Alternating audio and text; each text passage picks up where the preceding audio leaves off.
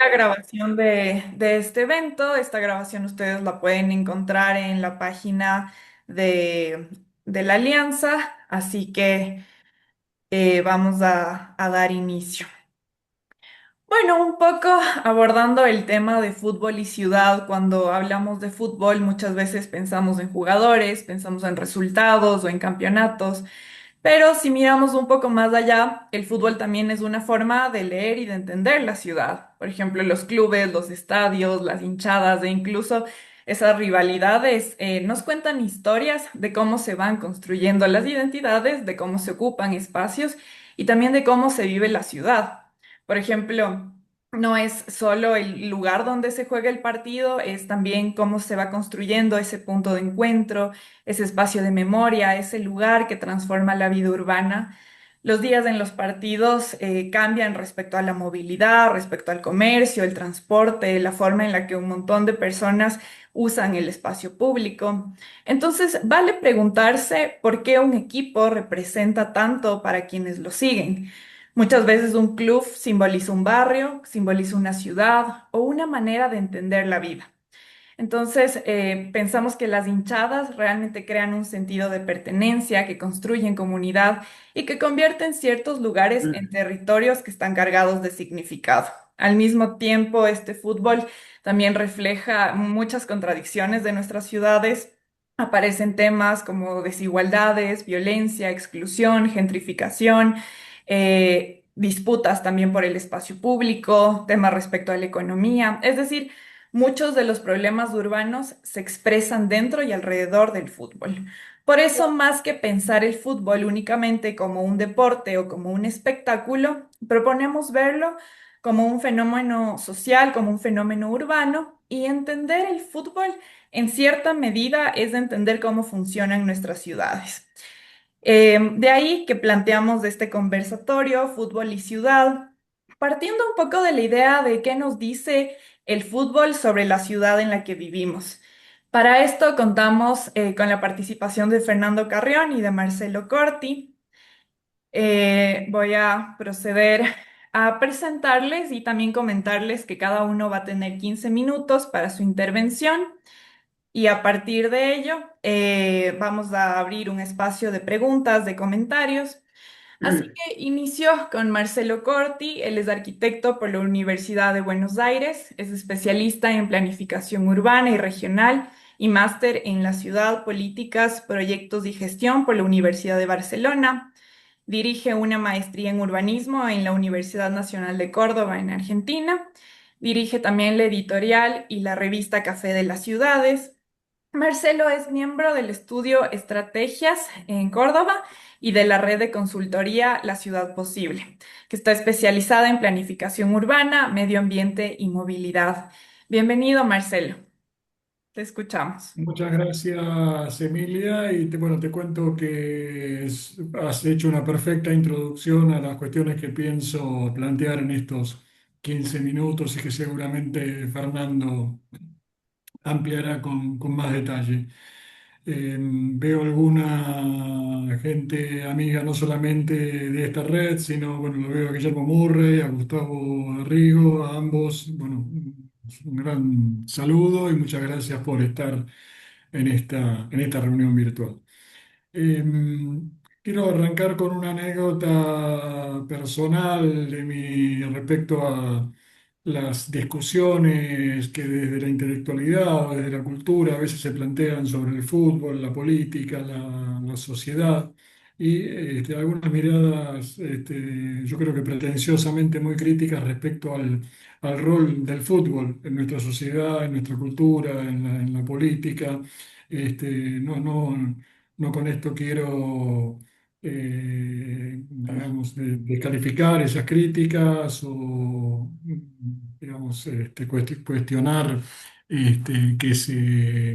que bueno, que se valore negativamente algunas cuestiones que el fútbol le introduce a la sociedad o algunas cuestiones que la política, la cultura le han metido al fútbol.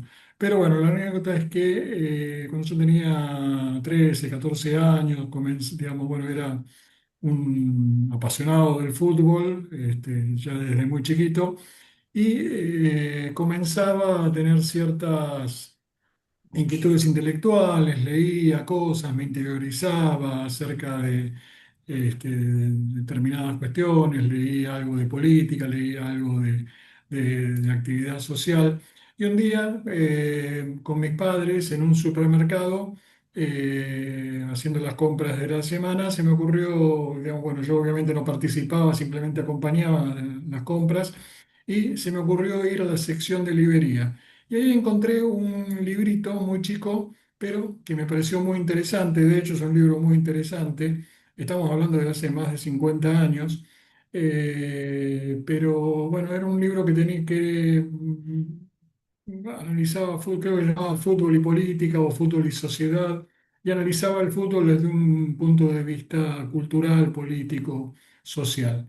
Y había varios intelectuales de renombre, estaba George Orwell, hay varios intelectuales argentinos muy prestigiosos como Ezequiel Martínez de Estrada, y estaba un intelectual argentino, Juan José Célebri, Juan José Sebrelli, que murió hace pocos años o hace pocos meses, y que en aquel entonces era un referente de izquierda muy, muy fuerte y tenía una mirada muy crítica respecto al fútbol. Y demostraba, bueno, a partir de su texto, eran unas 30 40 páginas, demostraba fehacientemente que el fútbol era un elemento de alienación, era un elemento anticultural, era un elemento que era una especie de opio de los pueblos, todo desde esa mirada de izquierda. Después Sebrelli, digamos, hizo un giro bastante fuerte en sus posiciones políticas, terminó siendo un referente de la derecha e incluso de la extrema derecha, pero siempre mantuvo su visión antifutbolística, desde una mirada racional, si se quiere, desde una mirada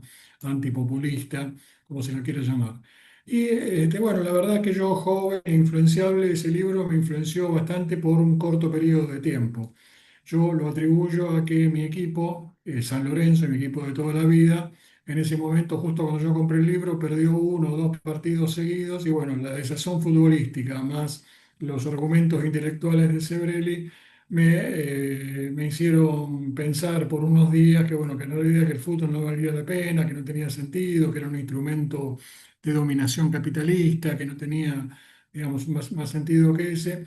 Al domingo siguiente San Lorenzo ganó y goleó, y bueno, ahí tiré el libro abajo del resto de las cosas de mi cuarto y dejó de seducirme la propuesta de Sebrelli. Bueno, una anécdota personal y bueno, resume también un poquito mi opinión acerca de ciertas miradas muy pretenciosas respecto a la elaboración cultural del fútbol. Eh, Quiero hablar de tres aspectos muy brevemente. El fútbol como estructurador de la ciudad, como bien mencionaste, Emilia, la cuestión de los estadios y la cuestión del origen urbano o suburbano o rural de los futbolistas, digamos, de los que practican el fútbol.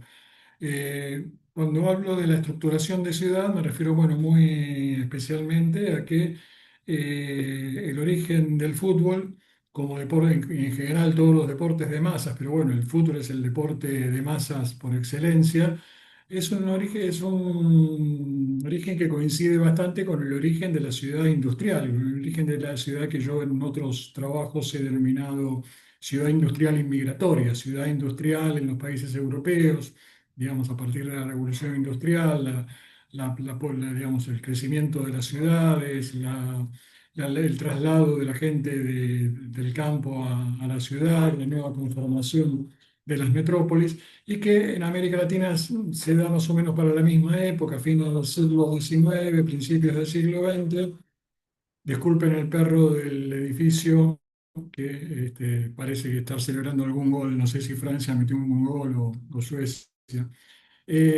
Bueno, básicamente para esa época se constituye lo que yo llamo la ciudad industrial inmigratoria, más industrial en Europa, más inmigratoria en América Latina, y el crecimiento de las grandes ciudades a partir de la inmigración, tanto externa como un poquito más tarde interna. Y es en esa época donde, junto con los demás atributos de la ciudad industrial inmigratoria, junto con los atributos que claramente la definen, bueno, el ferrocarril o los medios guiados de transporte como medio de comunicación interna, la ampliación de la ciudad, la conformación de los barrios, la conformación de los parques, aparece el fútbol como un estructurador muy claro del concepto de barrio, que yo creo que es un concepto que, si bien existió a lo largo de toda la historia de las ciudades, es un concepto muy claro de esta ciudad industrial y migratoria. Con el crecimiento de las ciudades aparece la necesidad de centralidades locales, de subcentros, bueno, de centros barriales que de alguna forma le generan atributos urbanos y servicios urbanos a esos nuevos barrios que, bueno, en pocos años tienen una expansión demográfica y urbanística muy fuerte. Y en ese sentido me parece que el fútbol se incorpora en dos sentidos, digamos, en dos sentidos que conforman la ciudad. El, digamos, el sentido de la construcción y el sentido de lo social, el sentido de la construcción física, la arquitectura, lo construido y el sentido de la ciudad como hecho social. Desde el punto de vista de la construcción física, bueno, claramente son los estadios, bueno, en un principio estadios muy modestos, canchas con algunas tribunas y después van conformando verdaderos templos barriales, como vos sugeriste, Emilia, y que constituyen lugares tan indicadores de identidad barrial como lo constituyen las plazas, las bibliotecas, las sociedades de fomento o las sociedades vecinales, bueno, todas las instituciones oficiales, no oficiales, gubernamentales, no gubernamentales que van constituyendo la vida urbana. El fútbol se incorpora también como un hecho social y como un hecho de profunda identidad barrial. Esto es muy fuerte en ciudades como Buenos Aires, pero también en ciudades como Londres, donde prácticamente cada barrio de la ciudad tiene su club. Hoy, actualmente creo que hay 7 u 8 clubes londinenses en primera división. En ciudades como Río de Janeiro, donde, bueno, dos de los principales clubes, el Flamengo y el Botafogo, digamos, repiten o reiteran el nombre el nombre de su barrio. En Buenos Aires en particular, la Buenos Aires metropolitana, tanto en el interior de la ciudad como en su conurbano, como en su conurbación, bueno, prácticamente cada barrio tiene un club. Hay un estudio, un fragmento muy interesante de un libro que yo recomiendo más allá del fútbol y más allá de todas estas cuestiones, La grilla del parque, de Adrián Gorelick, un gran investigador urbano argentino, que hace un análisis muy interesante de por ejemplo, la rivalidad entre Huracán de Parque Patricios y San Lorenzo de Almagro y Boedo, como estructurador, uno de los estructuradores justamente de esta vida barrial, de estas centralidades y estas identidades barriales. Todo esto muy ligado también a fenómenos propios de esta ciudad industrial inmigratoria, como el ferrocarril, como la industrialización. Digamos, por solamente citar la Argentina, hay una cantidad de clubes que nacen, bueno, justamente de a partir de la hegemonía inglesa en la construcción y operación de los ferrocarriles, la constitución de barrios ferroviarios alrededor de las estaciones, y bueno, hasta en el mismo, digamos, uno toma ciertos ramales ferroviarios del Gran Buenos Aires, de la metrópolis de Buenos Aires, sobre todo en el sur y en el oeste, y prácticamente cada estación tiene un club, digamos, uno o dos clubes, humildes, poderosos, grandes, medianos, decadentes, emergentes, pero toda estación de tren coincide con un club que está ubicado a 5 o 6 cuadras y que, bueno, constituye el pequeño orgullo barrial. Incluso en algunos casos con nombres digamos, bueno, que refieren directamente al ferrocarril. Hay el Club Talleres de Remedio de Escalada en el sur de Buenos Aires refiere a los talleres ferroviarios de la localidad. El Central Córdoba de Santiago del Estero, en una otra ciudad argentina, apodado El Ferroviario, es un club de origen ferroviario. Rosario Central tiene origen también en ese sentido. Talleres de Córdoba, o sea, toda esta cuestión.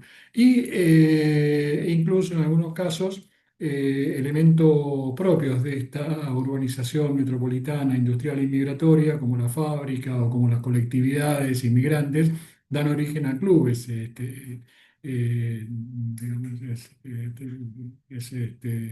Digamos, los clubes españoles, los clubes italianos, incluso en Buenos Aires hay un club paraguayo, un deportivo armenio que participa en la primera división, o clubes empresariales.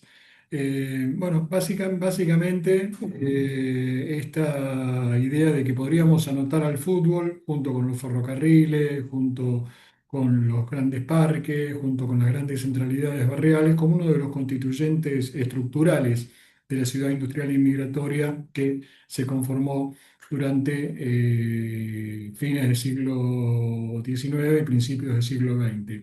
Todos los clubes londinenses que mencionaba fueron fundados en la década de 1880 y 1890. Uno de estos clubes, que ahora creo que está en primera, el Crystal Palace, tiene relación con el célebre Crystal Palace de Paxton, un elemento importantísimo de la arquitectura industrial. Todos los clubes argentinos, con yo creo que el 95%, el 99%, fueron fundados entre el último lustro del siglo XIX, creo que más antiguo es el Quilmes Athletic Club, y la primera o segunda década del siglo XX, digamos, hace algunos años todos los clubes argentinos celebraron su centenario porque, bueno, justamente nacieron en esa época en que se conformaban los barrios, en que se conformaban los elementos estructurales de la ciudad. Haciendo relación a los estadios, algunas cosas que quiero mencionar. Hay una discusión, por lo menos en Argentina, no solamente en Buenos Aires, también en Córdoba hubo una discusión respecto de si los estadios tienen que estar en la ciudad consolidada o si tienen que estar en las periferias. Digamos, hay una especie de sentido común digamos, bastante mezquino, digamos, bastante poco fundado, que dice que por las molestias que los estadios introducirían en la ciudad, los estadios deben estar en las afueras de las ciudades y, es más, deberían erradicarse los estadios existentes. Todo demuestra que es lo contrario, digamos, que estadios ubicados en la ciudad consolidada, bueno, no solamente constituyen referencias muy fuertes de identidad barrial y elementos muy fuertes del equipamiento urbano, sino que, bueno, facilitan el acceso, facilitan la, digamos, la llegada de las grandes multitudes, se puede llegar en transporte público, bueno, digamos, de hecho, los principales, digamos, si uno toma los 20 principales equipos del mundo, debe haber 15 o 16 cuyos estadios están en lugares muy centrales y muy fuertes. Esto, esto también se relaciona con un componente que vos mencionabas, Emilia, respecto de la economía urbana, que tiene que ver con el desarrollo inmobiliario y la posibilidad de que estos estadios, que bueno, como decía, se constituyeron en lugares privilegiados de las centralidades barriales, en lugares muy importantes, y muchas veces el crecimiento urbano y la valorización inmobiliaria hicieron que algunos clubes o grupos de presión detrás de los clubes o por encima de los clubes vieran la posibilidad de bueno, aprovechar esa valorización para cambiar el uso, quitar el estadio, sacar el estadio y trasladarlo a otro lado y urbanizar, desarrollar inmobiliariamente el lugar. No se refiere al fútbol, pero es una película que recomienda eh, humos de cigarro o algo por el estilo de Jim Jarmusch, refiere la historia de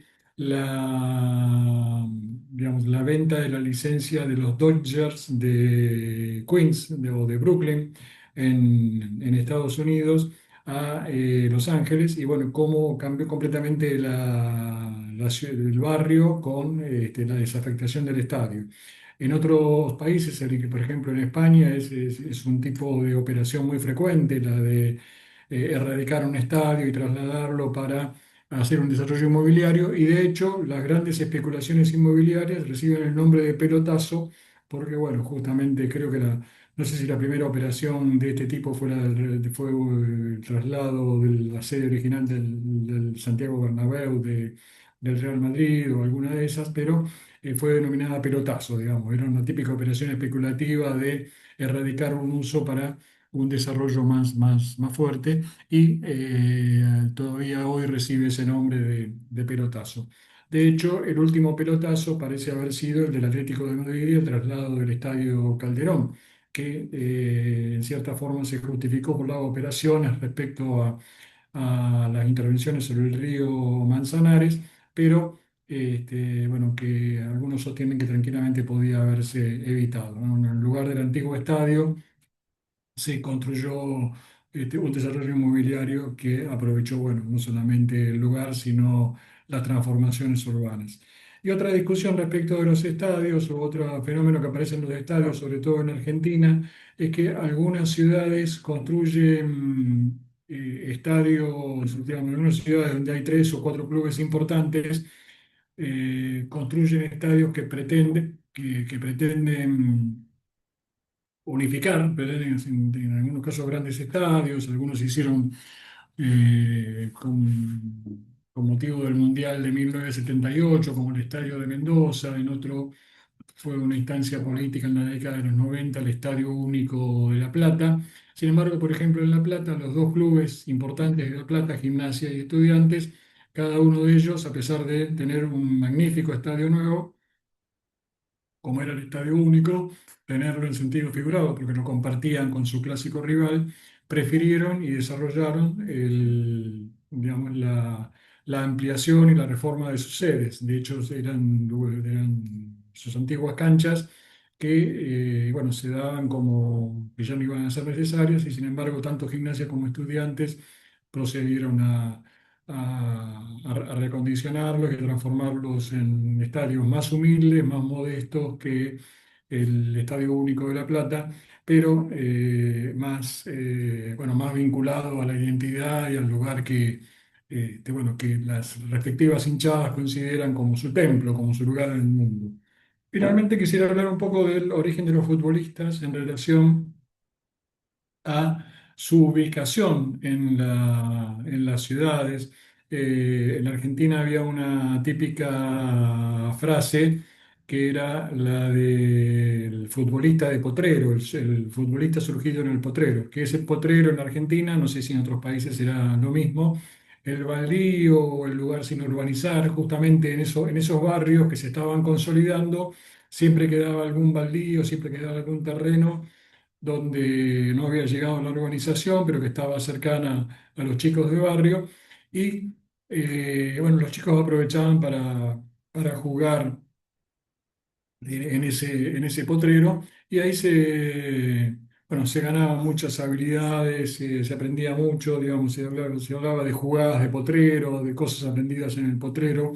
Bueno, hoy eso ya no es tan así. Bueno, no hay tanto potrero, o en todo caso los que hay están más en la periferia, en las grandes periferias de las ciudades, pero básicamente el origen de los futbolistas argentinos, yo creo que lo podemos identificar en tres grandes categorías. No es un estudio muy científico, no tengo datos que lo puedan aportar, simplemente, bueno, hacer un recuento de los jugadores que han destacado, los que integran las selecciones argentinas, los que destacan en Europa. Bueno, algunos de origen muy humilde, digamos. Hay un célebre periodista argentino, Dante Panzeri, periodista deportivo, que decía en algún momento que el fútbol es hijo de la miseria.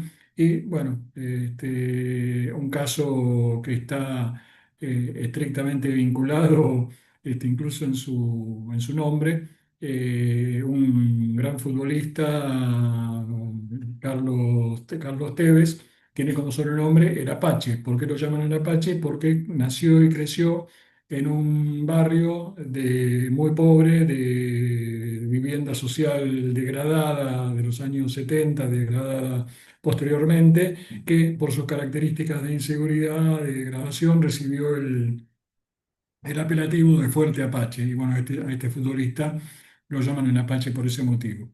Otros futbolistas vienen del interior pampeano, vienen de esa región entre el norte de la provincia de Córdoba, el sur perdón, el norte de la provincia de Buenos Aires, el sur de Córdoba, el sur, centro y sur de Santa Fe, el norte mismo. Batistuta es originario de una ciudad reconquista en el norte de Santa Fe.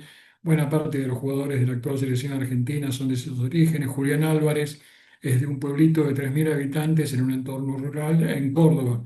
Básicamente, otro tipo de origen. Algunos lo atribuyen a la alimentación, a las posibilidades, bueno, a la disponibilidad de espacios abiertos y también hay que hablar de los scouts, los scouters o los buscadores que, bueno, van pueblo por pueblo y van viendo si hay chicos que son, digamos, que son promesas de fútbol y bueno, ellos van luego a escuelas de fútbol o integran las divisiones inferiores de algunos equipos.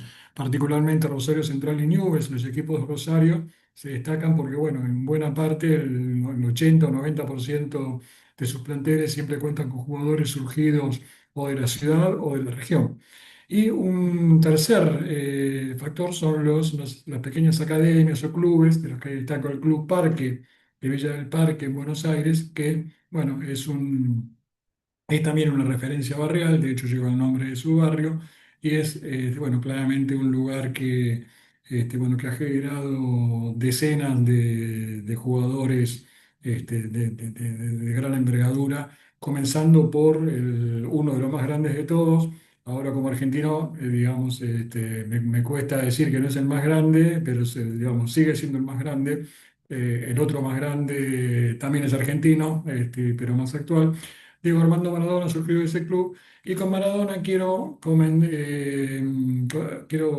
culminar esta charla. Simplemente con una paradoja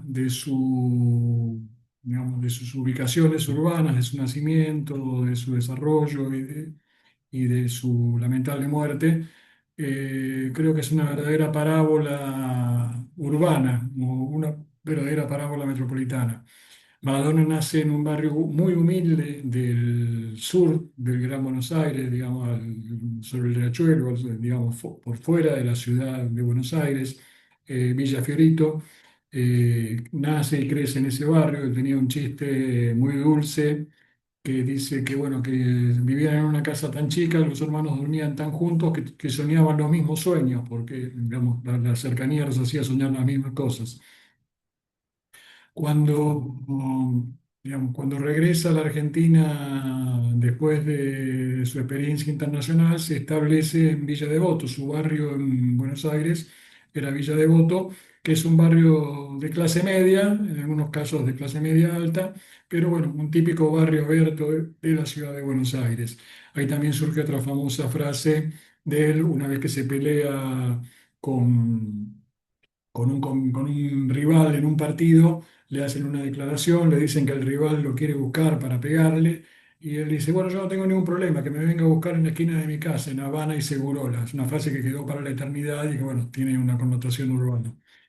Y lamentablemente su muerte se produce aislado de su familia, de su pueblo, de su gente, por un grupo de sinvergüenzas que, digamos, que lo aislaron en los últimos años, en los últimos meses de su vida, y se produce en un desangelado country de la zona norte del área metropolitana de Buenos Aires, o sea, de la villa al barrio, al barrio cordial, al barrio urbano y del barrio al country, y bueno, y en el country encontró, digamos, su lamentable final. Bueno, con esto termino, les agradezco mucho. Guillermo y Gustavo habrán visto que no hice ningún abuso de cuestiones personales y le dejo la palabra a Fernando. Muchas gracias. Muchísimas gracias, Marcelo. Excelentes aportes que vamos a desarrollar más adelante en las preguntas y comentarios. Y bueno, vamos a pasar a la intervención de Fernando Carrión. Él es arquitecto, es maestro en desarrollo urbano y regional y doctor en ciencias sociales. Su foco de estudio son los temas de vivienda, procesos de urbanización, ciudad, centros históricos, patrimonio cultural, violencia, seguridad y narcotráfico, fronteras, descentralización y sociología del fútbol.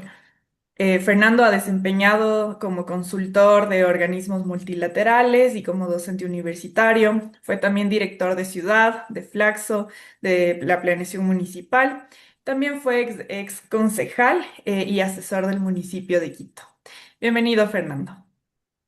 Muchísimas gracias, Emilia. Un saludo cordial a todas y todos que se encuentran aquí en esta reunión para conversar sobre fútbol y ciudad. Supongo que se está viendo el PowerPoint. Sí, sí se ve. Perfecto.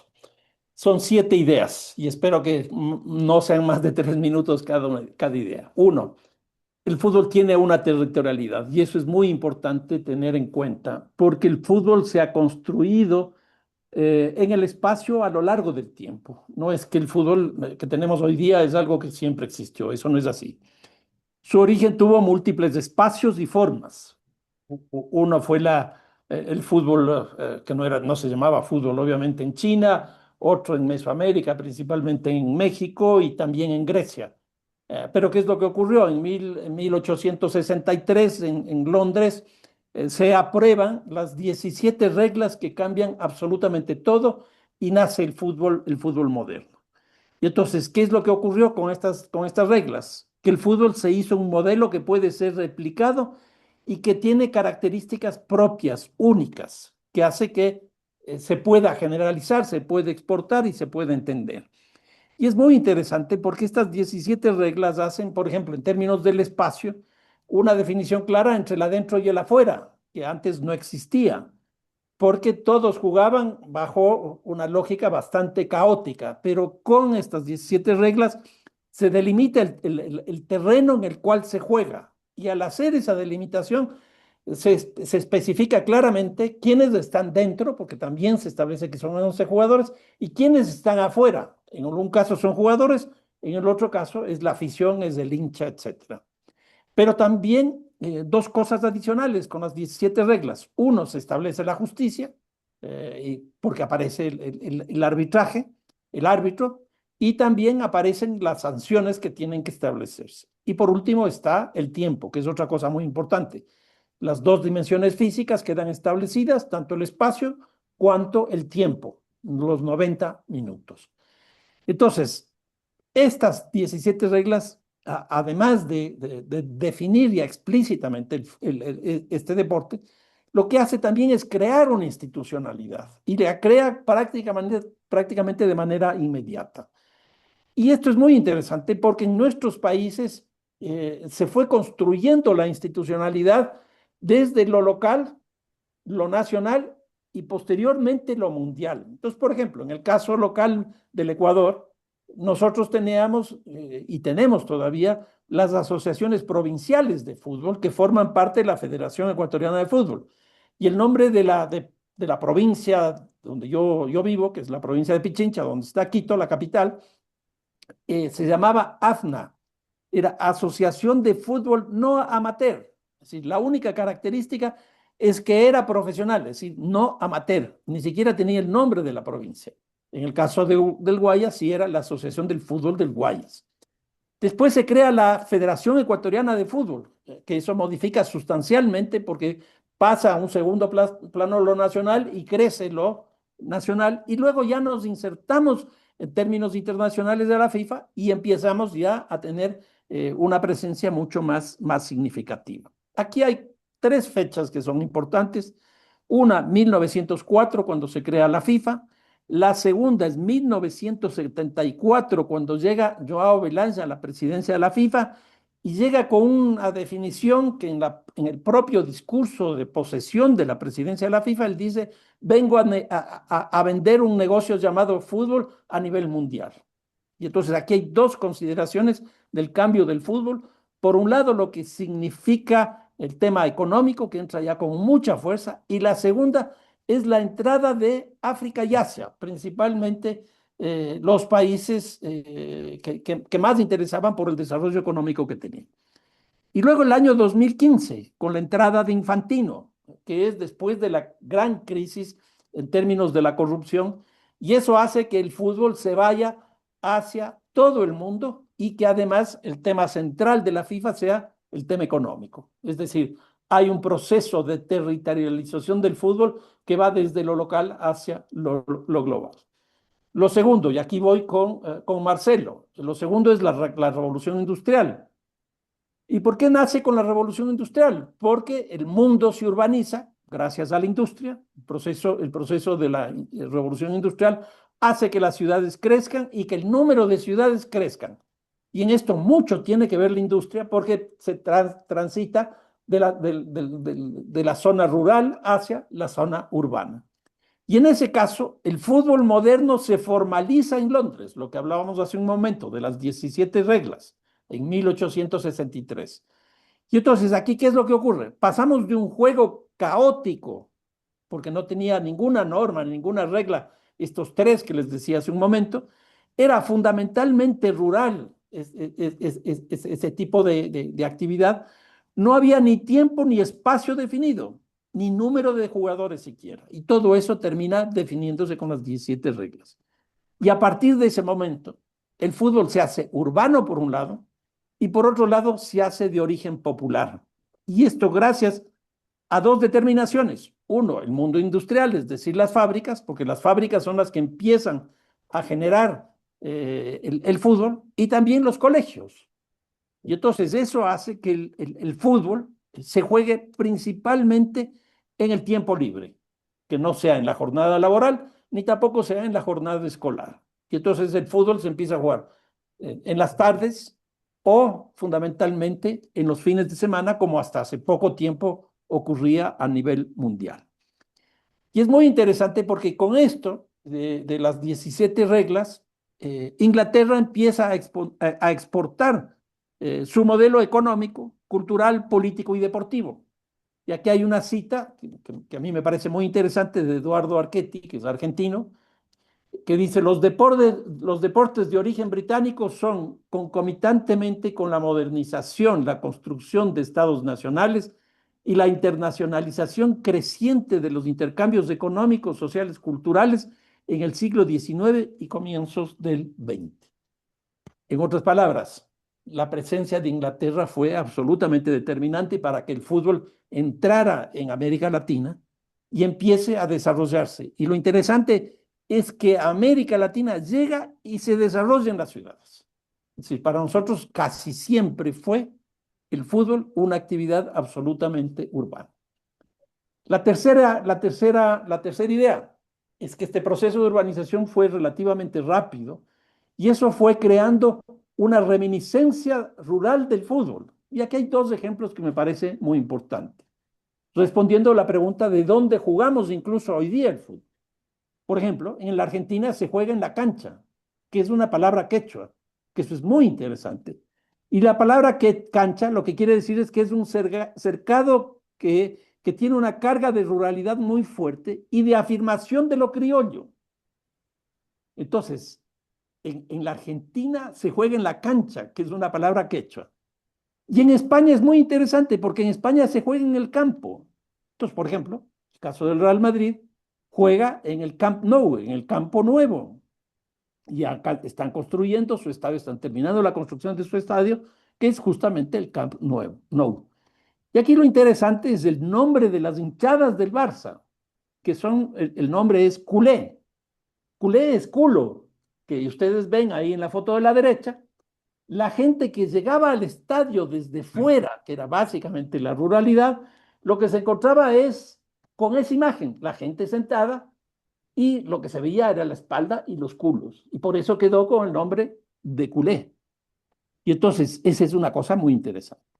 Y la tercera cuestión de esta especie de reminiscencia, algo también ya lo dijo Marcelo, es esa idea del potrero, que me parece que ha ido perdiendo sentido el potrero porque la calle le quitó el espacio, pero también la calle ha ido perdiendo sentido, porque el fútbol hoy día ya no se hace ni en el potrero ni en la calle, sino en los clubes. Y ahí Menotti decía que por el desarrollo urbano, el desarrollo de las ciudades, el potrero se fue perdiendo, pero también se fue perdiendo la calle como el espacio donde estos futbolistas nacían. Hoy día los futbolistas nacen en los clubes y nacen muy temprano. Nosotros tenemos jugadores en América Latina que se están yendo, bueno, que se venden a los 14, 15 años, cuando son todavía unos niños y tienen que esperar incluso que cumplan los 18 para poder ir a los equipos principalmente europeos. Aquí hay una gran diferencia con nosotros. Básicamente me refiero aquí a nosotros, al fútbol del Pacífico, si Chile, Perú, Ecuador y Colombia. Nuestro fútbol, por haber llegado más tarde de lo que llegó el Cono Sur, es decir, Uruguay, Argentina, Uruguay y Brasil, que ellos llegaron mucho, mucho antes que nosotros ya no tuvimos esa reminiscencia de lo rural. Nosotros entramos ya directamente a jugar en el estadio. Entonces, el fútbol se juega en la cancha, en el Camp Nou, que son dos expresiones de la ruralidad. Y la tercera es que nosotros, los que llegamos más tarde, ya jugamos en el estadio. Una cuarta idea, que es muy interesante, los clásicos del fútbol de los clubes. Entonces, ¿qué es lo que ocurre? Cuando los torneos eran locales, los clásicos eran locales.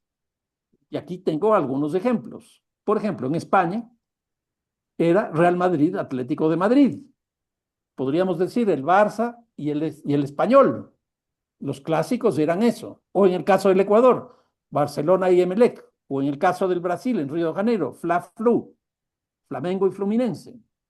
Entonces, los clásicos eran locales. Pero ¿qué es lo que ocurrió? El fútbol fue evolucionando y empezaron a hacerse clásicos nacionales.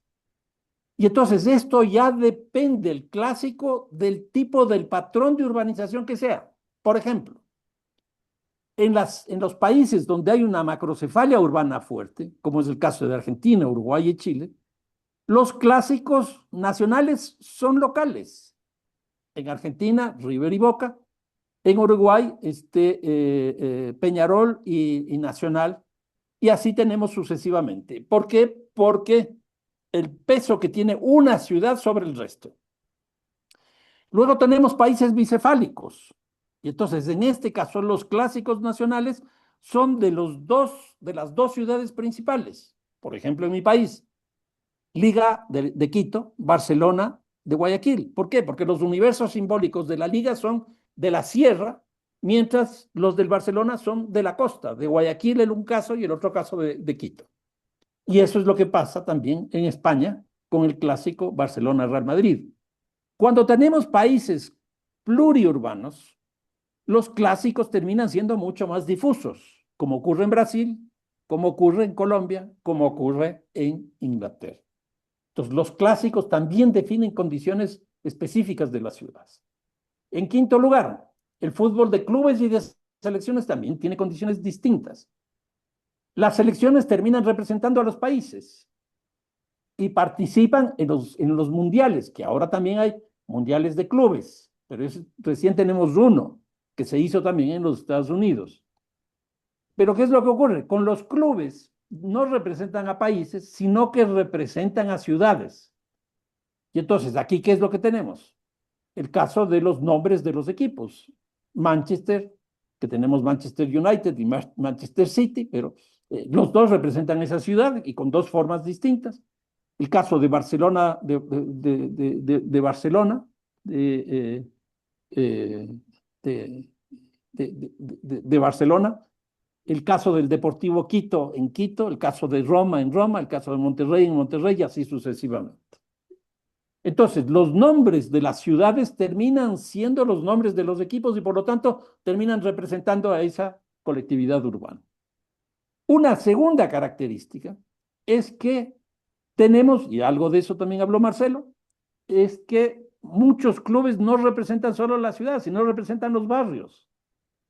Y entonces tenemos el caso de la Argentina con Boca Juniors en el barrio La Boca, el caso de Botafogo en Río de Janeiro, el caso de Cerro Porteño, que es un barrio obrero, en el caso de Paraguay.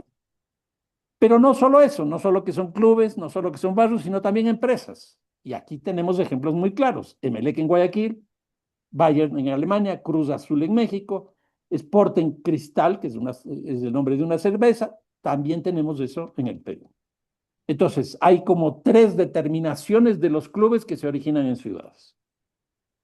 Ahora, lo interesante es que los mundiales son de países, son de clubes, pero no son de ciudades. Se juega en ciudades, pero no es un mundial de la ciudad tal, simplemente es el mundial de un país que organiza.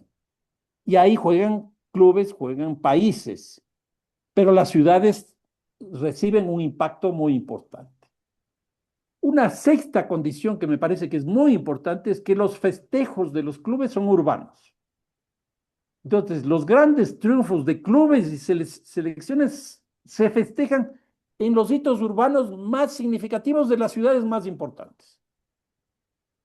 ¿Por qué? Porque la ciudad tiene identidad, la ciudad tiene pertenencia y entonces se expresa eso de forma explícita dentro de la ciudad.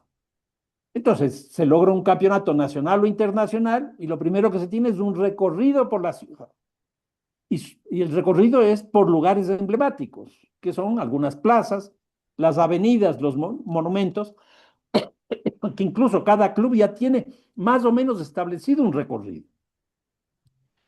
Pero también hay eh, no recorridos, sino llegar a lugares específicos. Por ejemplo, en Ciudad de México se llega al Ángel de la Independencia y se llena totalmente eh, el Paseo de la Reforma en la zona del Ángel.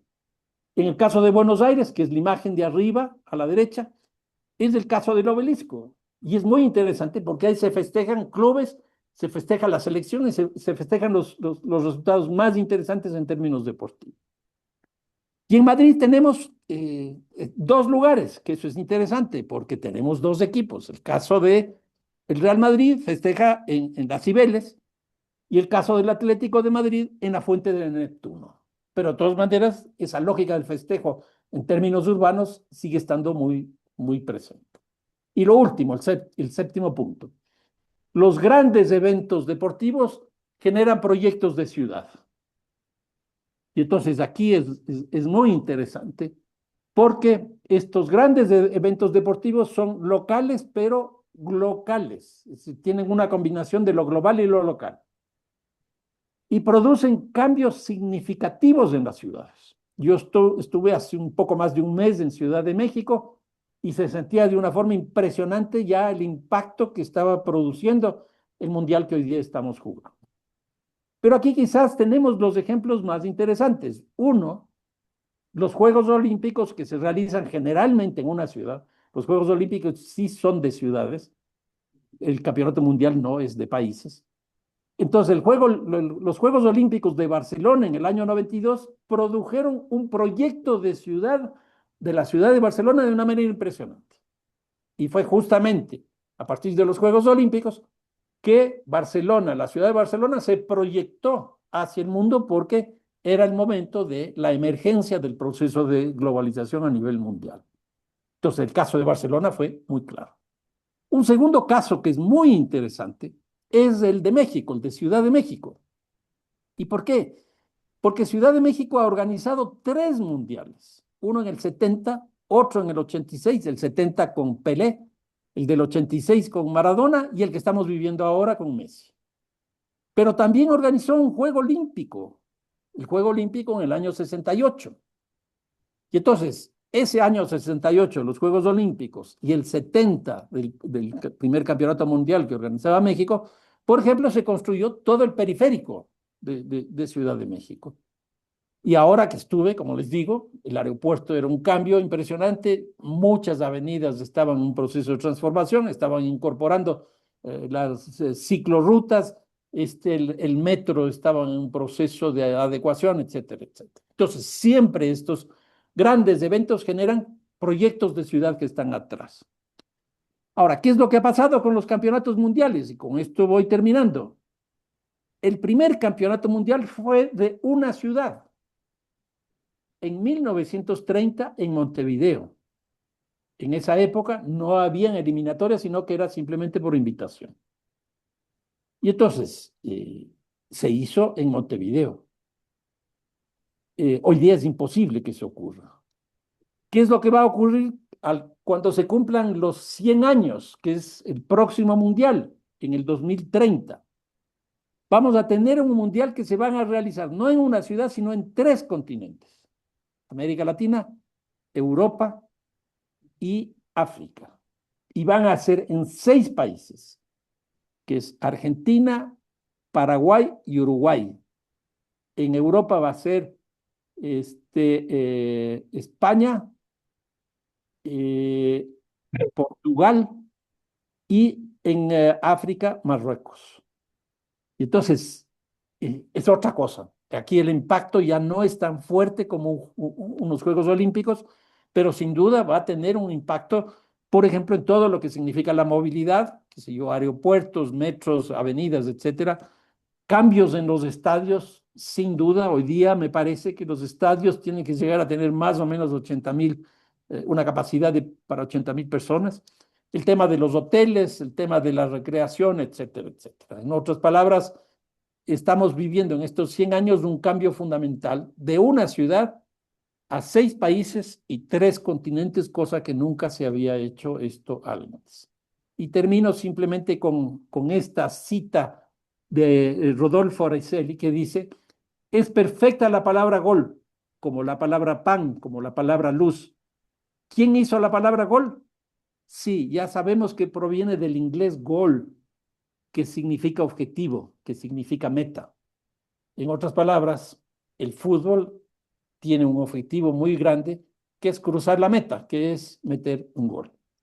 Eso es lo que tenía previsto, preparado para esta ocasión. Muchas gracias. Muchísimas gracias, Fernando. Bueno, con esa interesante intervención y con la intervención también excelente de Marcelo, vamos a habilitar el espacio de preguntas y comentarios.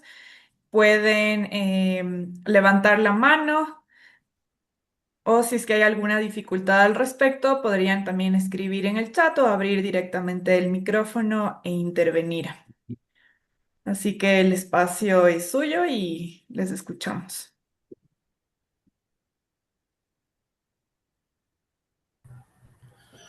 Bueno, gracias Emilia. ¿Se escucha? Guillermo Murray habla. Bienvenido, Guillermo, se escucha Ahí bien. se escucha. Bueno, gracias Emilia. Saludos para los participantes, Fernando y Marcelo. Bueno, muy bueno. Fernando, la diferenciación que hiciste, muy buena entre país y ciudad, Juego Olímpico y Mundial de Fútbol, muy bueno. Y no tenía el dato del apodo del equipo culé para lo que es el Barcelona. Así que lo macro muy bien y ese detalle no lo tenía, así que muy bueno. Quería referirme en un par de cosas a la exposición de Marcelo y después dar paso a un participante, al siguiente participante que quiera aportar. Marcelo, hiciste un muy buen recorrido y describiste una parábola fantástica. Tomo lo último, lo que expresaste con Maradona y en esos 3 puntos de Fiorito, Devoto y el country donde encuentra su final. Hiciste una parábola que la verdad que es digna de un libro y creo que ya tenés 3 capítulos o 3 partes a desarrollar. De acá a un tiempo seguramente nos enteraremos, pero la verdad que es un planteo fantástico. Eso por un lado, con respecto a los protagonistas del fútbol, los jugadores. Eso me pareció fantástico. Voy un pasito atrás, que en parte lo respondiste, pero lo quería puntualizar. Y la pregunta es esta, y quisiera que se entienda, la voy a expresar de la mejor forma. ¿Dónde queda, pregunto, si lo recuerdan, o si vos lo recordás, Marcelo, dónde queda aquel discurso de que si llevamos el estadio a un lugar determinado X, va a cambiar toda la fisonomía, va a traer trabajo, va a mejorar, le va a dar vida a ese barrio, le va a dar toda una serie de cuestiones? Y lo remito a un tema puntual que vos conocés, que es el de San Lorenzo, cuando me acuerdo que ese era el discurso cuando va al Bajo Flores San Lorenzo, pero pasan los años y creo que es más inminente y necesaria la vuelta a Boedo, que creo que le daría una redefinición a Boedo y al equipo y a la sociedad de ese barrio que hoy por hoy le estaría faltando. Eso por un lado. Y lo vi también con Argentinos Juniors en Paternal. Tenía su estadio donde debutó Maradona y demás. Después tuvo varios años, muchos años, creo que una década abandonado con Argentinos Juniors jugando por en la cancha de Ferro o en cualquier lado. En un momento habían hecho un pacto comercial y iban a jugar al norte de la Argentina, cambiando la camiseta, no me acuerdo bien cómo era el tema, pero bueno, en definitiva, la necesidad, creo que hasta espiritual y geográfica del barrio y de posicionamiento hizo que tengan que volver a entender que ese estadio había que reformarlo, lo hicieron y lo están haciendo aún más y mejor. Así que creo que en definitiva, vos creo que lo confirmaste en la charla, pero quisiera ver particularmente cómo ves esos casos. Bueno, ¿preferís, Emilia, que le conteste ahora a Guillermo o quizás sea mejor que haya otras preguntas? Así tienen todos ocasión de hablar y después cerramos Fernando y yo con las respuestas. ¿Podemos recoger unas 3 preguntas adicionales y luego... Preguntas o comentarios o lo que fuera. Correcto. Muchas gracias, Guillermo. ¿Alguien más le A gustaría vos, tomar gracias. la palabra? Raúl, adelante.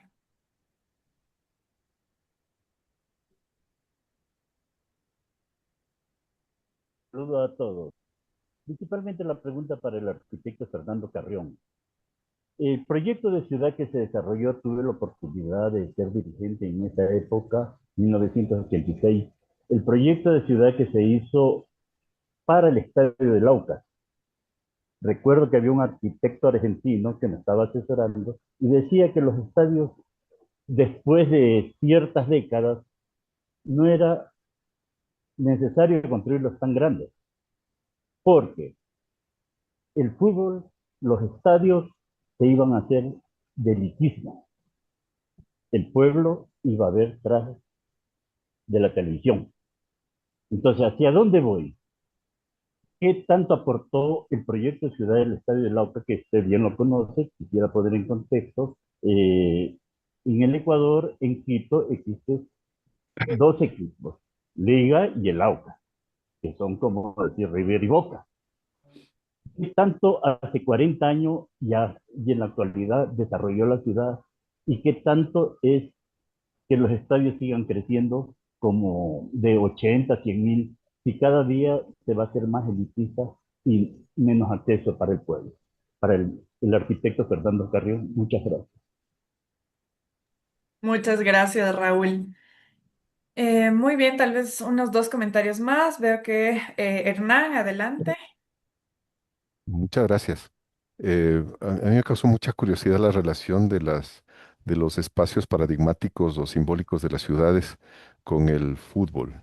Y casualmente los espectáculos de masas que cada vez son menores o son más escasos, perdón, ocurre que ya está ocurriendo al revés. Es decir, que el fútbol está resimbolizando ciertos lugares en las ciudades y esta situación nos hace caer en cuenta que es una especie de vocación masiva en donde nos volcamos sobre la ciudad para manifestarnos, dado que la misma política ha abandonado ese espacio. Entonces, más bien la pregunta es una precisión sobre quién simboliza a quién, si el fútbol a los espacios paradigmáticos de la ciudad o estos están cobrando una nueva significación a partir de este fenómeno. Gracias. Perfecto, muchas gracias. Y vamos a continuar con Santiago antes de pasar directamente con las respuestas de Marcelo y Fernando. Adelante, Santiago.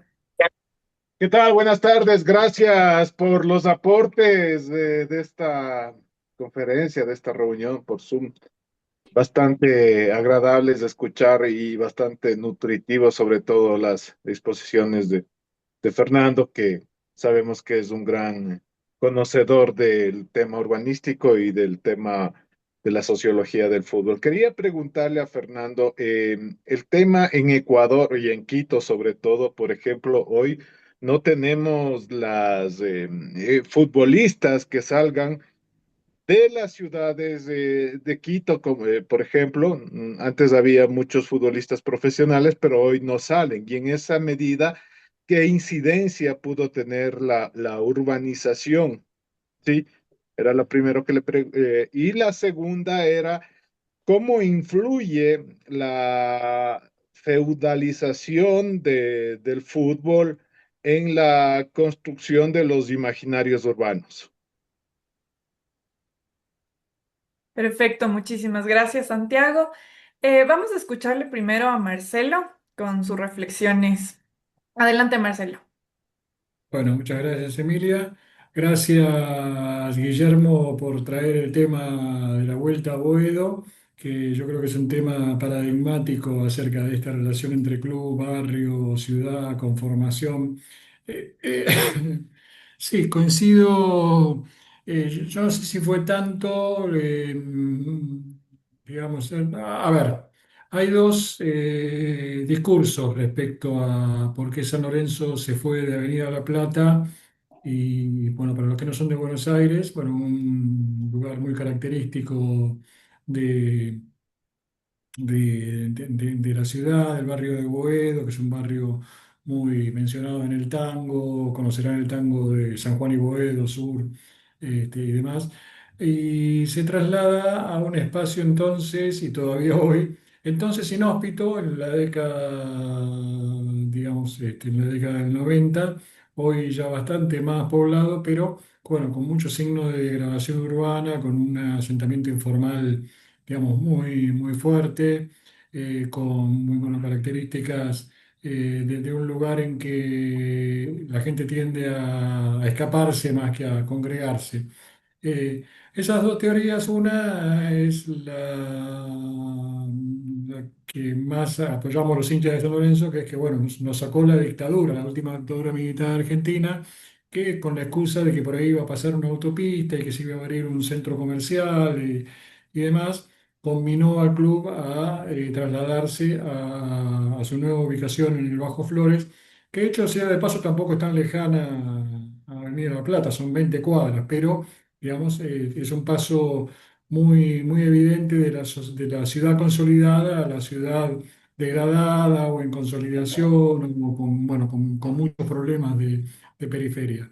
La otra mirada, digamos, un poquito más autocrítica, es que, bueno, había por un lado alguna idea de que la mudanza al Bajo Flores permitiría hacer el famoso pelotazo, digamos, lo que mencionaba recién, digamos, permitiría el desarrollo inmobiliario, se podría hacer un estadio más cómodo, bueno, traería mejores elementos. Bueno, la cuestión es que nos quedamos sin el pan y sin la torta, digamos, nos quedamos sin el estadio y tardaron 15 años, del 79 al 94 que se inaugura, o sea que, si no me equivoco, sí, son 15 años sin estadio, peregrinando por todos lugares, entre ellos la generosa cancha de Vélez que, digamos, nos han ofrecido, de la cual se hincha Guillermo, la cancha de Boca, la cancha de Huracán, la misma cancha de Ferro. Y en esos 15 años, no solamente que no tuvimos campeonato, sino que al principio hasta tuvimos un descenso, digamos, fue la peor época de San Lorenzo. San Lorenzo recupera su estadio, reconstruye su estadio en el 95, ya en el 94, en la nueva ubicación, y un año después sale campeón. O sea que básicamente la idea de la importancia de la localía, la importancia de tener un lugar santo, digamos, la Tierra Santa, es importante. Y con el tiempo, con las reivindicaciones, con la Perdón, revisión de este es mi lo Fausto. actuado por la última dictadura, Fernando hablaba de los proyectos de ciudad. Los proyectos de ciudad del Mundial 78 que se hicieron en plena dictadura fueron, bueno, bastante negativos, digamos. En muchos casos tuvieron que ver, por ejemplo, con la erradicación de villas de emergencia, de asentamientos precarios ubicados en la cercanía de los estadios donde se iba a jugar, porque eso afectaba la imagen del país y no se quería que los turistas y los periodistas pasaran por un asentamiento precario para llegar a un estadio. Y no mucho más que eso fue lo que aportó. El edificio de la televisora color, que es un edificio del arquitecto Rafael Viñoly, muy importante, pero no mucho más que eso. Así que coincido con vos. No soy de los que piensan que la vuelta a Boedo es la condición ineludible para que San Lorenzo vuelva a transitar la grandeza que hace algunos años estamos dejando lamentablemente perdida con malas dirigencias y con peores equipos, pero sí calculo que sería una gesta realmente notable. Esperemos que se pueda llevar a cabo. Muchísimas gracias, Marcelo. Adelante, Fernando. A ver, primero Francia ganó 3-0 a Suecia con 2 goles de Mbappé. Así que Que se puede. alguien pare a Francia, por favor. Bueno, gracias por las preguntas muy interesantes. Se ve que sí hay una reflexión importante alrededor del fútbol y la ciudad. A ver, vamos, primero con Raúl. Y una primera cosa de lo que él planteó, el tamaño de los estadios. Si ustedes recuerdan, el Maracaná llegó a tener más de 200.000 personas de aforo. Y para el Mundial del 2014 bajó a casi 80.000, ni siquiera llegó a 80.000. Se redujo. Y esto básicamente porque hasta ese momento los ingresos principales de la FIFA provenían de la televisión. Y entonces, claro, por ejemplo, en este mundial se supone que vamos a ver 6.000 millones de personas. Y eso es básicamente todos estos sistemas de transmisión que hoy día tenemos. Entonces, ahí el tamaño de los estadios pasa a un segundo plano. Pero ¿qué es lo que ocurre? Lo que acabamos de vivir en los Estados Unidos en términos del precio de las entradas es francamente impresionante. Es francamente impresionante. ¿Por qué? Porque la FIFA se está comportando como un especulador de las entradas. Nosotros teníamos la sobreventa de los precios de los tiquetes a los estadios en las afueras por gente de sectores populares. Pues eso ya no existe y eso es manejado de forma directa y estimulado por la FIFA. Nosotros tenemos precios de tiquetes de 15, 18, 20.000 dólares. Si ustedes se ponen a ver, los estadios de este rato están alrededor de 80.000, otros ahí de 45.000. Pero me da la impresión que con estos precios ya no tiene sentido achicar los estadios porque con eso se recauda muchísimos recursos económicos. Ahora, lo que está ocurriendo con eso es que se ha producido un cambio del contenido social de los hinchas. Porque, por ejemplo, para regresar al Maracaná, el Maracaná tenía la entrada de sectores populares, incluso no para ver sentados en butacas, sino en las gradas o en su defecto para ver parados, que eso teníamos en prácticamente todos los estadios. Pues eso ya desapareció. Y entonces hoy día lo que tenemos es un cambio del contenido social de las hinchadas, que incluso muchas de las gentes que van a estos partidos ni siquiera entienden, ni siquiera viven lo que es el fútbol y probablemente no son ni siquiera hinchas de un equipo o de un club. Por eso es lo que generalmente te dicen, yo soy hincha de la selección. Y para mí eso no es una cosa interesante. El caso del Estadio Azteca, que además ya no se llama Estadio Azteca para este mundial, también redujo de más de 100.000 personas que podían asistir a un poquito más de 80.000. Pero yo creo que de hoy día en adelante los estadios van a incrementar su capacidad. Ahora, si nosotros vamos al estadio de Laucas, que efectivamente se construyó en el año 86, que fue como una compensación que hizo el presidente de la República de aquella época, Félix Cordero, con Jaime Nebot, porque en Guayaquil se construyó el Estadio del Barcelona, que fue un estadio impresionante, impactante, para alrededor de 65.000, 70.000 personas, muy moderno. Y entonces, como son dos ciudades, Quito tenía que tener algo, en el caso de Guayaquil era un equipo popular, en el caso de Quito tendría que ser un equipo popular como es el Aucas. Entonces, ahí se construyó un estadio, pero muchísimo más chiquito y en condiciones totalmente distintas en términos del diseño, la calidad de los materiales, etcétera, etcétera. Que eso tuvo un impacto en el sur de la ciudad, sin duda. Y aquí hay una cosa adicional. El Aucas, que era un equipo popular sin que tenga un asentamiento territorial específico, terminó siendo un equipo popular, pero del sur de la ciudad. Y sí produjo un desarrollo interesante alrededor de la construcción del estadio. Una segunda cosa, a Hernán Orbea. Yo creo que hay una mutua combinación en términos de los espacios simbólicos de los estadios y el espacio simbólico de los equipos. Y hay una mutua interconexión. Por decirte algo, los dos ejemplos más significativos que puse, el caso del obelisco y en Buenos Aires y el caso de el Ángel en Reforma en México. Los dos tienen un peso muy fuerte en términos de lo que significa la independencia, de lo que significa en términos políticos, etcétera. Las grandes movilizaciones políticas y sociales reivindicativas terminan también en esos espacios. Y el fútbol no podía estar ausente de esa cosa. Y entonces el fútbol le añade una condición simbólica adicional a la que ya tenían eso. Y entonces yo creo que hay una mutua conexión, una mutua construcción de esta cuestión simbólica. A Santiago, yo creo que hay las dos cosas que él plantea son muy interesantes. El caso de los futbolistas. Sí me faltó a mí probablemente poner un par de temas adicionales, el uno sobre el origen de los futbolistas y el otro sobre el origen de las hinchadas. Pero el caso de los futbolistas en este mundial me da la impresión que es un cambio, pero francamente impresionante. Les pongo dos ejemplos. El caso del Ecuador. Quito no tiene un solo jugador en la selección nacional. ¿Y por qué? Porque más o menos hubo un cambio en la selección y en el fútbol ecuatoriano a mediados de la década de los años 90 del siglo pasado. ¿Y por qué? Porque vino un entrenador de Montenegro con las tesis del fútbol que había ahí, que era el fútbol físico, vino, por decirlo de alguna manera, con un cronómetro y con un metro, para ver qué jugadores eran los que más saltaban, los que más corrían, los que más aguantaban en términos físicos. Y entonces, ¿qué es lo que ocurrió?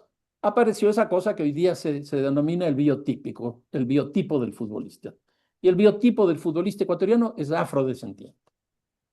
Y eso me da la impresión que es ya una tendencia generalizada en el mundo, a excepción, obviamente, de Argentina y probablemente por ahí algunos pocos países.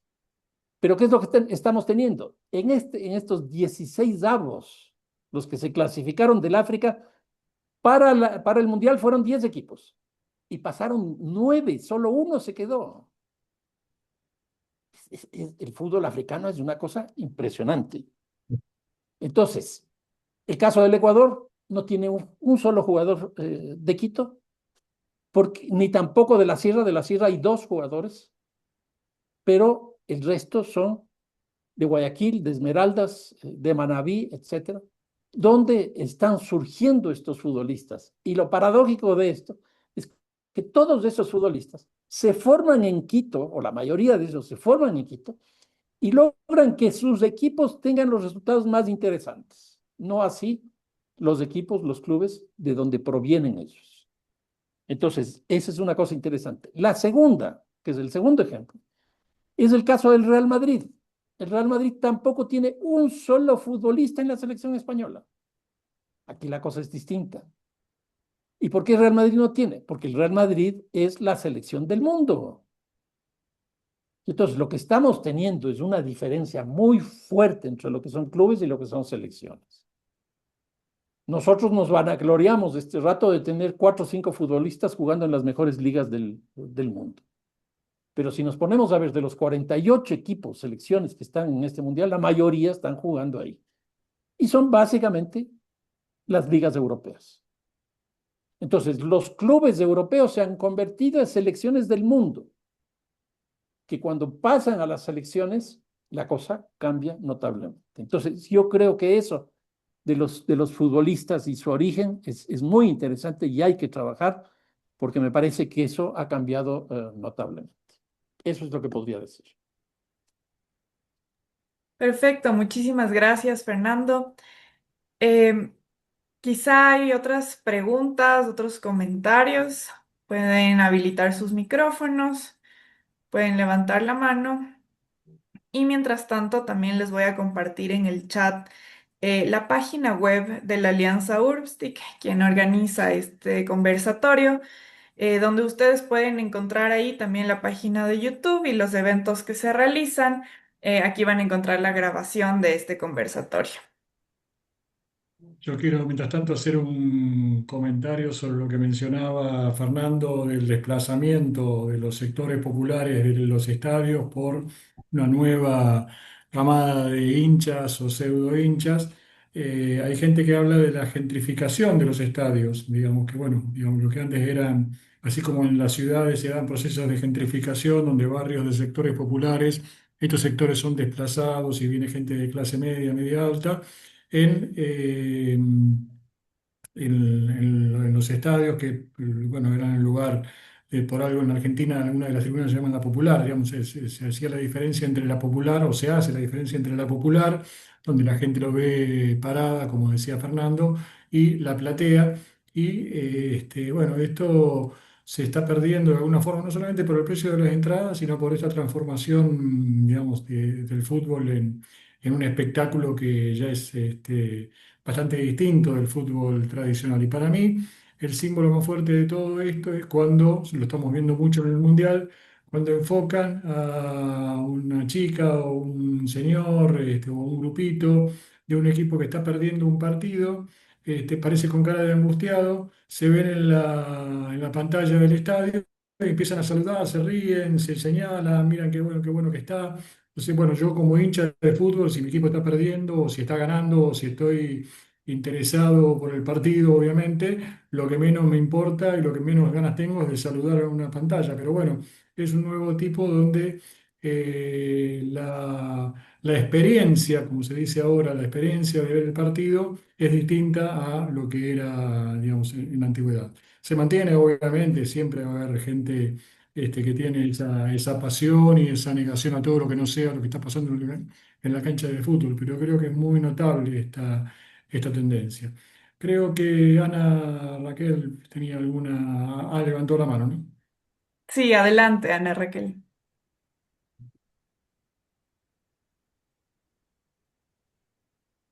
Tenés el micrófono apagado, Ana. Perdón, decía que sé muy poco de fútbol. Es más, soy antifútbol por una serie de cuestiones que se me presentan en relación al fútbol, ¿verdad? Y de hecho, Marcelo acaba de mencionar una de las cuestiones que en términos de ciudad realmente generan como que muchos acontecimientos antes de la realización de un partido de fútbol, durante la realización y posterior a la realización. Y si vamos a la relación con los barrios concretamente, ¿verdad? Tiene todo que ver con estas barras bravas que se generan, que producen inconvenientes en los traslados a los estadios, ¿verdad? En vehículos que de repente tienen que ser acompañados por la policía para que no se generen actos vandálicos antes, que generan peleas durante los partidos y que generan problemas después también, ¿verdad?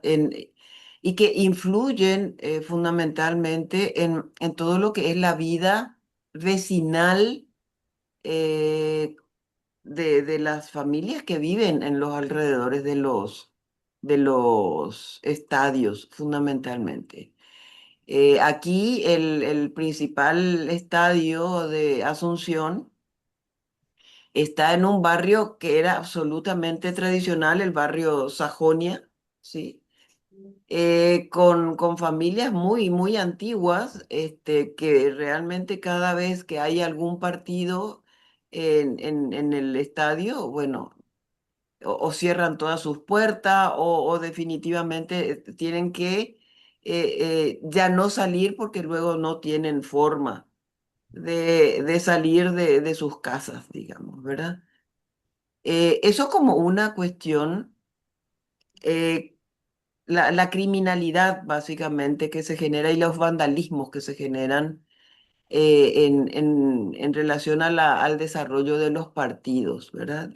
Y que incide justamente en todo lo que tiene que ver con la vida en determinados barrios o los barrios que están próximos a los estadios fundamentalmente. Y la otra cosa tiene que ver con algo que ustedes plantearon ya también, y que va ya muy a la cuestión económica, ¿sí? De esa forma tradicional de barrio, de encuentro entre sectores que pudo haber habido en los inicios, digamos, de lo que fue el desarrollo del fútbol. En este momento, la economización del fútbol ha hecho que esto varíe fundamentalmente. Y esto que decía Fernando, de repente, bueno, ya no hace falta que los estadios sean tan grandes porque se pueden televisar los partidos, pero las mismas entradas también cuestan muy caras, ¿verdad? Y sobre todo en términos de eh, proyectos de vida que se pueden generar a partir de la práctica o la especialización en el fútbol, ¿sí? Todas las escuelas de fútbol que se conforman eh, con la posibilidad de que uno pueda desarrollar las destrezas suficientes para descollar posteriormente y hacer de eso su medio de vida, ¿sí? Pero en ese camino hay muy poca gente que llega, digamos, y entonces hay también una serie de desilusiones y frustraciones que se pueden ir generando, ¿verdad? Y la otra cuestión que a mí particularmente me preocupa mucho es que en esta economización, digamos, del fútbol, la generación de mafias, ¿sí? O de negocios que también como que cambian mucho, digamos, el sentido de lo que ha sido o lo que podía haber sido en algún momento dado el sentido del jugar al fútbol, ¿sí? O sea, estas son algunas de las cuestiones que mientras ustedes hablaban me fueron apareciendo y que las pongo acá sobre la mesa como quizás temas que podrían ser de interés también, ¿verdad? Muchísimas gracias, Ana Raquel. Así es. Tal vez alguien más desea tomar la palabra. Raúl, adelante.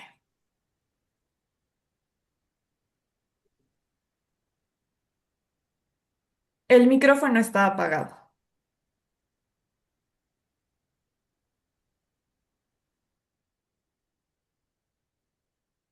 Bueno, ahí sí me escucha. Sí, correcto.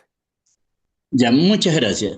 Me gustaría un poco, dijo el arquitecto Fernando Carrión, de que el fútbol en nuestro país, Ecuador, llegó un poco tardío. Quisiera que de pronto hay un análisis, un estudio de que cada país, de acuerdo al boom, económico de desarrollo, ¿qué tanto influenció la llegada, la penetración del fútbol? Por ejemplo, nosotros acá en el Ecuador, si no más recuerdo, fue gracias al boom del cacao. No sé si hay un estudio sobre eso, sobre la influencia del boom del cacao con los reyes del cacao del Ecuador, porque gracias a eso se trajo el fútbol ya a finales del siglo XIX, casi si el fútbol ya cogió profesionalización o con las reglas en 1870 por ahí, ya el Ecuador ya llegó acá al fútbol y ya se formó un equipo que creo que se llamaba el equipo Patria por los Aspiazus Seminarios, que eran familias cacauteras que ya formaron equipos. Entonces, estamos hablando finales del siglo XIX, principios del XX. Eso me gustaría saber si hay un estudio sobre el impacto de cada país sobre los diferentes boom y desarrollos económicos para la época, del ingreso del fútbol a nuestros países. Perfecto, muchas gracias. Recogemos un comentario o pregunta más. Bien, si es que no hay más comentarios, Marcelo, por favor, si puedes hacer una reflexión sobre la intervención de Ana Raquel y Fernando sobre la intervención de Raúl. Sí, bueno, Ana Raquel, me haces acordar a este libro de Sebrelli que leí de muy chico y deseché un domingo siguiente. Y bueno, la broma que me surge es, bueno, si el viernes que viene Cabo Verde vuelve a dar la sorpresa y nos elimina del Mundial, seguramente estaré muy de acuerdo con tus palabras. Y si, bueno, como indicaría la lógica, gana Argentina, diré qué equivocada que estaba Ana Raquel. Creo que todo lo que mencionas tiene algo de real, pero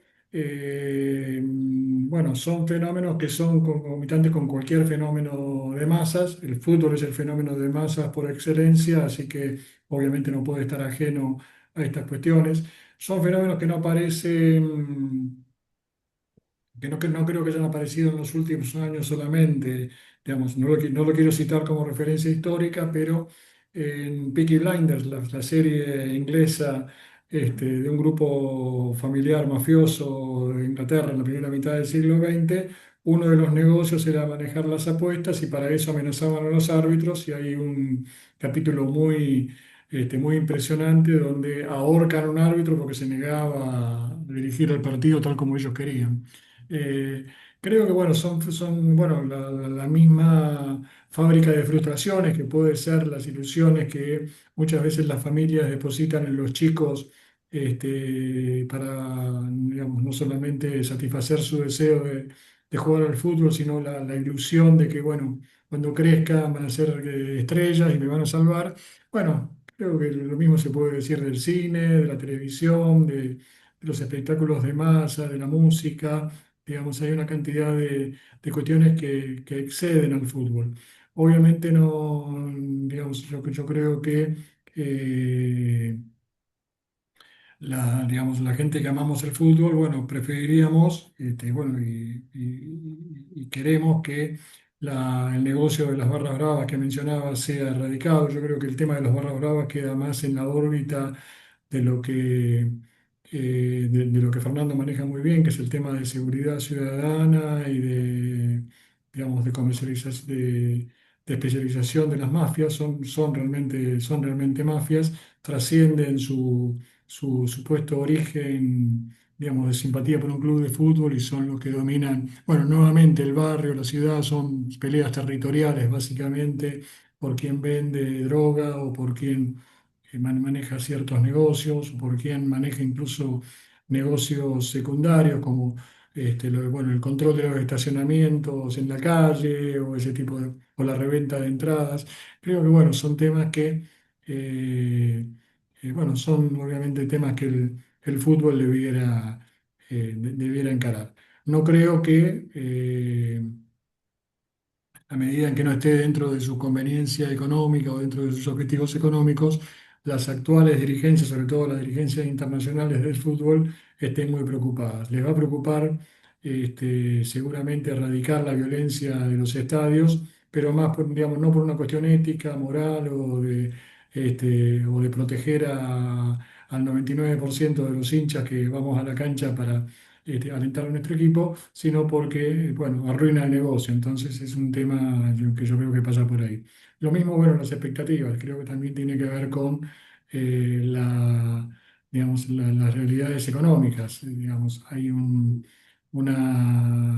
cuestión, digamos, hablábamos de los chicos futbolistas que surgen de los barrios más pobres, más miserables, bueno, digamos, con las políticas de desindustrialización, con ciertas políticas económicas, muchas veces en esos barrios las alternativas son dos: o entrar al mundo del delito y por ahí ser barra brava, como una de sus partes, o alguna otra forma, o ser una estrella de fútbol. Lamentablemente, bueno, es más fácil entrar al delito que ser una estrella de fútbol y transformarse en estrella de fútbol.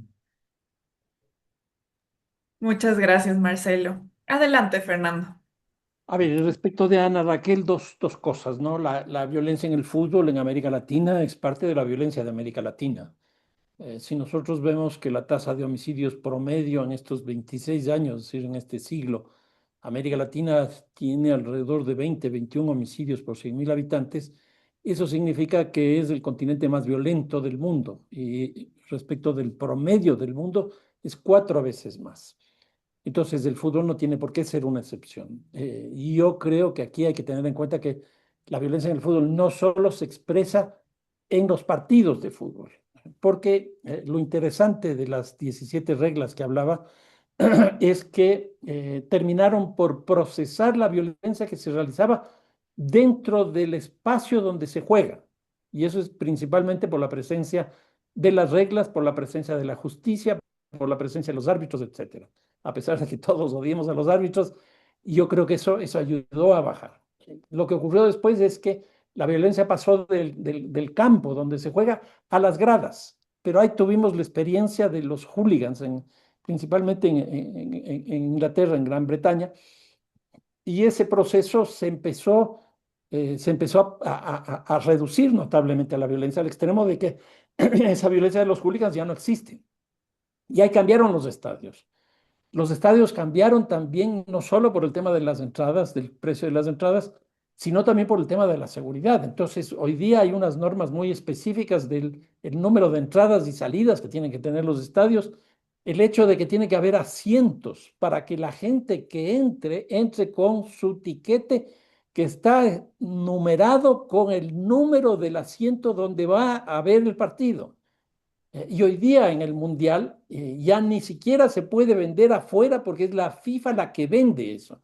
Entonces ahí se empezó a bajar también la violencia en lo que significa las gradas. Y una cosa adicional, ya en muchos partidos ya no se permite la presencia o sea, más bien dicho, se ha dividido los espacios.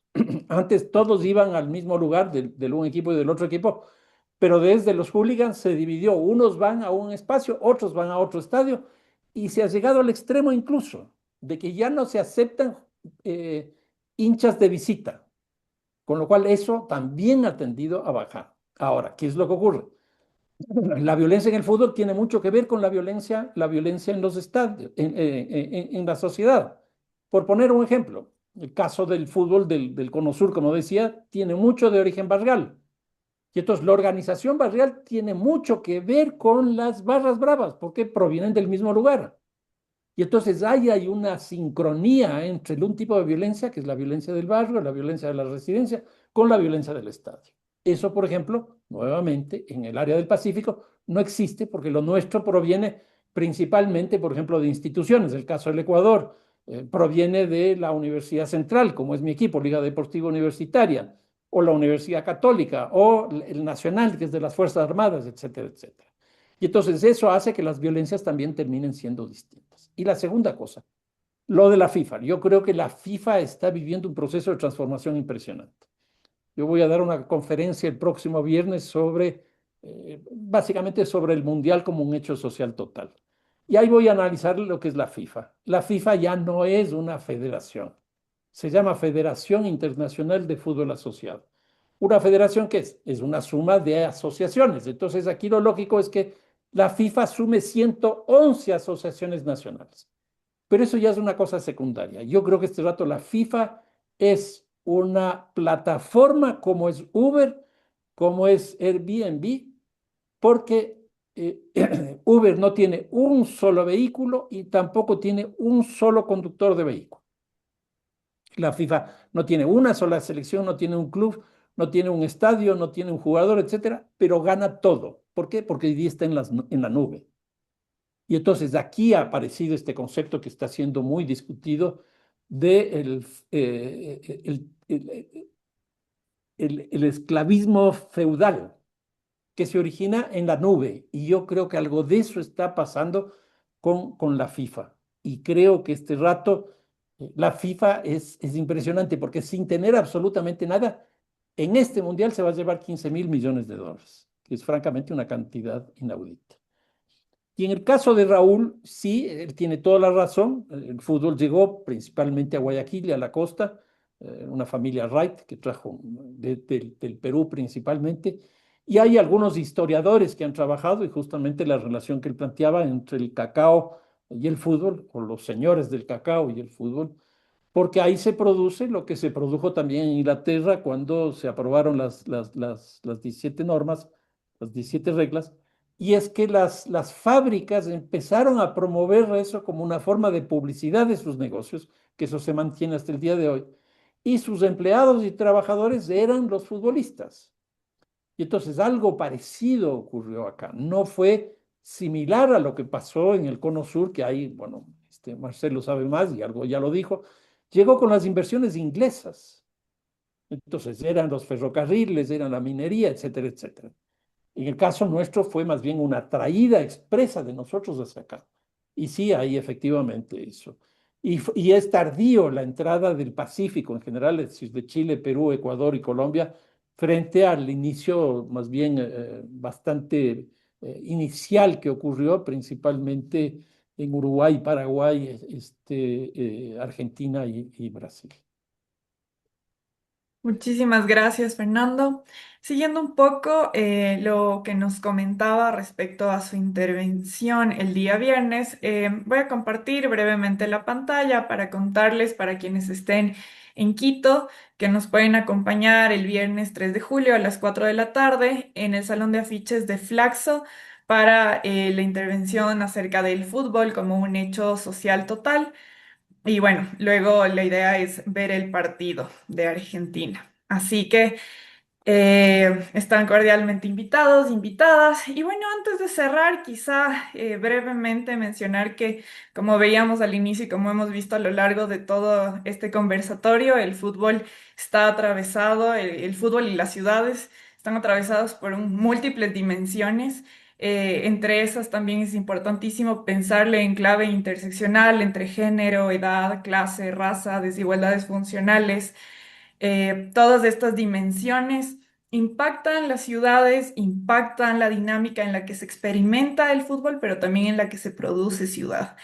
Así que vamos y podemos seguir con estas discusiones mucho más amplias en una futura ocasión, pero agradezco también a quienes han participado con sus comentarios, con sus preguntas.